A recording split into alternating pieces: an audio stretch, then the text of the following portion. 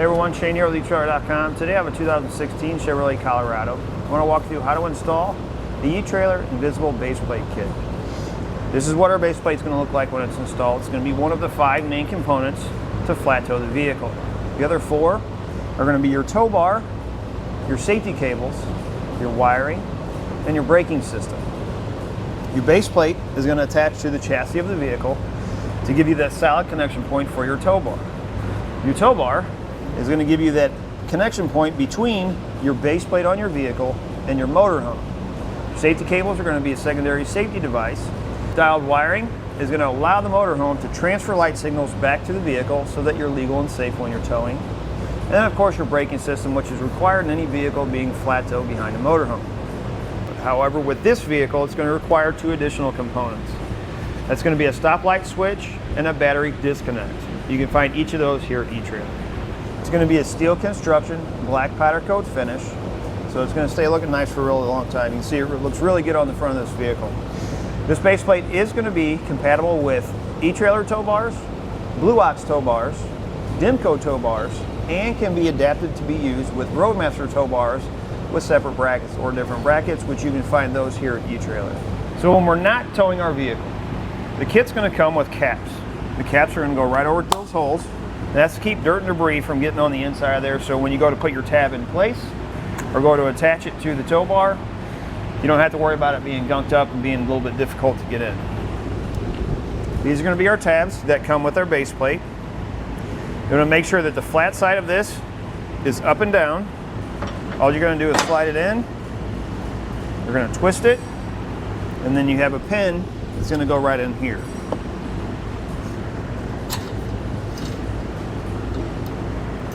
Now the reason they call this an invisible base plate is because these tabs, unlike some of the other base plates, these tabs actually get mounted to the tow bar. So we don't have to find somewhere to put these. With the other types of base plates, these tabs, when they're installed, the tow bar just connects to them, and then take the tow bar off, and then you have to take these out and then find somewhere to put them. With these, once they're connected to the tow bar, we don't have to worry about it because they're always going to be there. Now I'm going to go over some important information to keep in mind. What we need to do is we need to determine how high our base plate sits and how high the receiver tube on our motorhome is. We're going to measure from the ground to the center. We're at about 15 inches. Now what you need to do is you need to measure from the ground to the center of your receiver tube opening on your motorhome. And if those 2 numbers are not within 3 inches of each other, you're going to need a high-low adapter. The reason we need to be within 3 inches is because we want our tow bar as flat as possible. We don't want it at a real high angle, whether high or low. As far as the installation process, pretty simple and straightforward. We're not going to have to do any welding, any drilling. It's going to come with all the necessary hardware. There is a little bit of trimming you're going to have to do, which the directions don't really tell you how you're going to have to do it. But where your safety chain or your tow hooks would come out, what I would do is I just cut out everything that's flat facing you where your tow hook comes through. It's going to make it a lot easier to slide it over your base plate once you're ready to reinstall your fascia. Other than that, let's go ahead and walk through how to get it installed. To start our installation, we're going to take a T15 Torx bit. We're going to remove the 6 Torx head bolts that run across the top of our grill.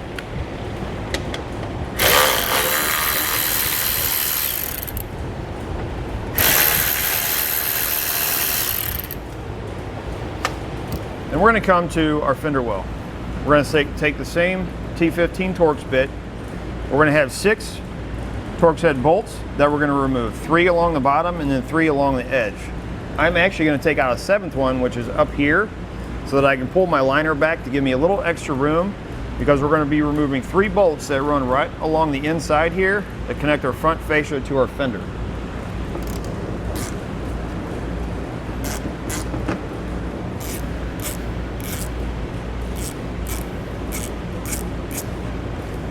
These are going to be the 3 bolts we need to remove. We're going to take a 7mm socket to remove those.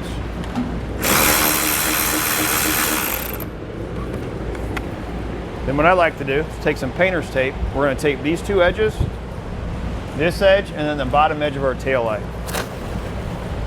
So as we go to put our fascia back on, if we're not exactly lined up and the 2 make contact, we don't have to worry about scratching or chipping any paint.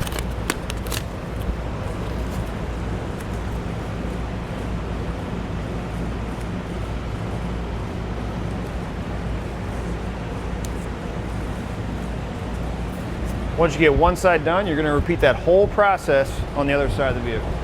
Then we're going to come underneath the vehicle. We're going to take a 7mm socket where this panel is, right in the back corner on the inside. Take a 7mm socket and we're going to remove that bolt. We're going to do this on each side of the vehicle. We'll take our T15 Torx bit. We're going to have 2 Torx head bolts here that we need to remove.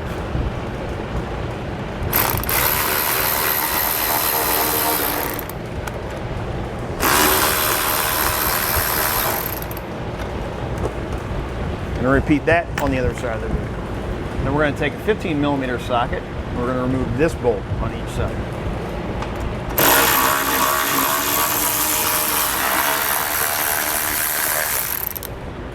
The instructions don't note this, but inside this lower part of the grill, there's a 10mm head bolt here, and there's one on the other side. You need to remove both of those.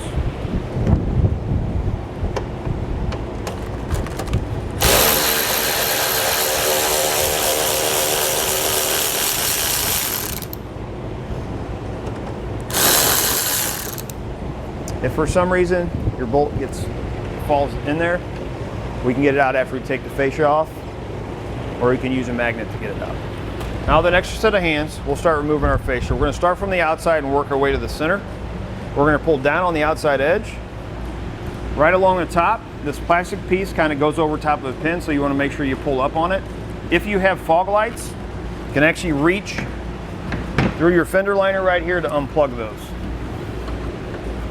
And we're just going to pull back like that, and we'll set our fascia aside somewhere so it doesn't get damaged. Then on each side, if you have a tow hook, we need to pull off the foam pad. We're going to take an 18mm socket and wrench. And we're going to remove these 2 bolts.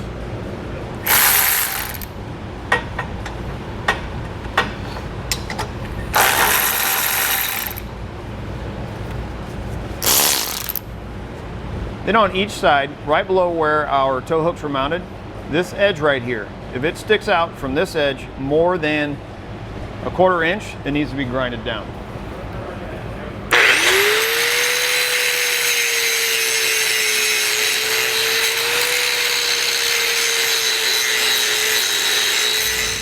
Once you get it grinded down, take your correct side, passenger side, if you're doing the passenger side, we're going to hold it up and line it up with the holes. What we don't want is we don't want that bottom kicking out. So you can see there we have a little bit of a rock in it. We need to grind it down a little bit more.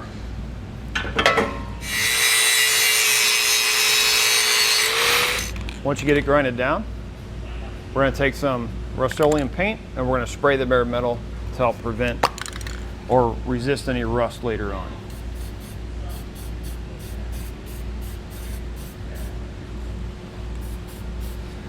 We're going to go ahead and do the other side while this side's drying. Next, we're going to take all of our bolts from each side, or for each side. You're going to get some blue Loctite that comes in the kit. I'm going to go ahead and put it on the threads. Your bolts are going to be different sizes. We're going to take the longest bolt and take this guy right here and slide a bolt into it on the right here on your frame, just back from your bumper beam. We're going to go from the inside to the outside, like that. We're going to take our next 2 longest bolts. We're going to put a flat washer on to each one. We're going to take our base plate to the correct side. We're going to go up. We'll get the back set on that bolt.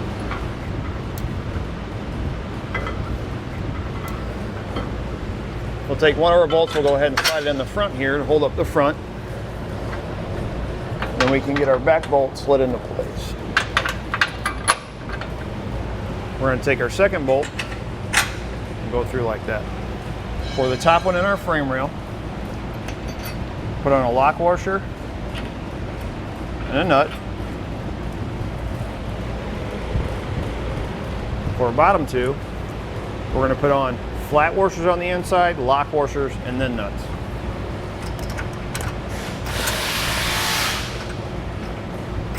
Next, we're going to take our shortest and skinniest bolt that comes in our kit, put on a flat washer. You're going to have a spacer like this. It's going to go in between this bracket and this cross brace. We're going to send the bolt through the spacer and through the hole that's in our cross brace here. On the back side,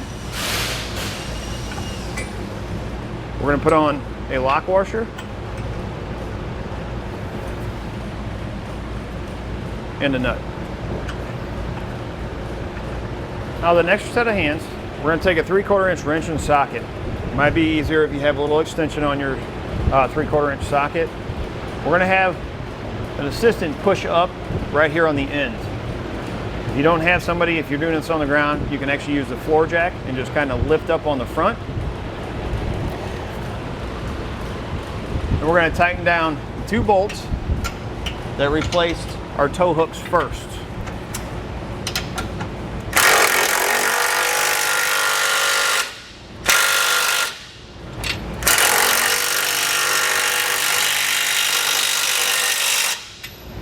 And we'll move up and tighten the one on our frame rail.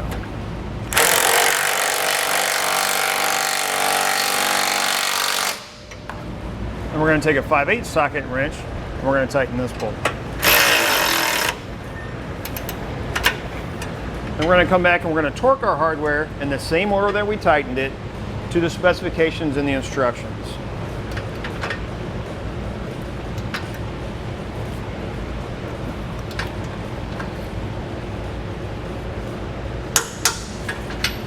Last thing we need to do is install our safety cables. You're going to get 4 of these in your kit. You're only going to need to use 2. The best way that I found is we're going to use this hole right here. We're going to go up over top the frame rail here behind our body mount. And we're actually going to be able to wrap it twice. We'll hook our D-ring in there and then hook this in, and it'll keep our chain or our safety cable tight enough or we don't have a whole bunch hanging loose. So to get this in here, it may not fit through. This end may not fit through. So you kind of feed it up and then kind of go back to this corner. You'll be able to get it through there. Then we'll feed it like this. Kind of get this lined up, and then we're going to feed this in back through again. We're going to go up, kind of back like that until we get it through there. We're going to take our link. We're going to go through the ring on our safety cable first. We're going to come through our base plate, and we'll spin it to the front like that. We'll take this side, slide it on, and then we'll thread this together and then tighten it down with a wrench. Once you have both safety chains installed, we're going to have to trim out our fascia for our base plate. So you kind of notice here how I have it marked out. Directions aren't real clear. Actually, they say if you don't have tow hooks, you have to trim. They don't say anything about having tow hooks. So we had tow hooks, we are going to have to trim. What I'm going to do is I'm going to follow that line on this side, come straight across, straight down to this edge, and then we're going to have to trim a little bit off this bottom edge. I'm just not clear on how much yet, so we're going to get this cut out first, and then we'll come down and trim out a little bit at a time down here until we get it to fit properly.